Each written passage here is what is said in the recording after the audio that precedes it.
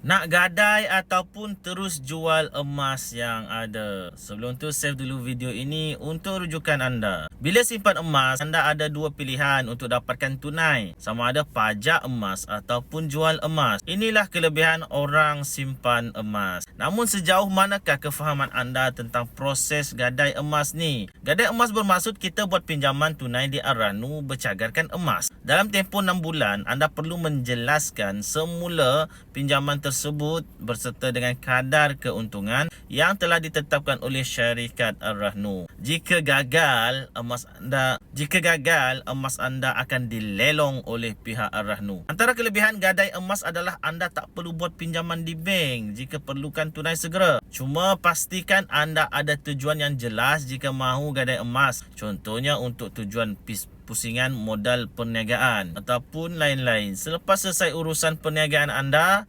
boleh tebus semula emas tersebut. Elakkan daripada gadai emas semata-mata nak pegang duit. Dan pastikan kalau anda gadai emas, pastikan anda ada duit untuk selesaikan pinjaman anda.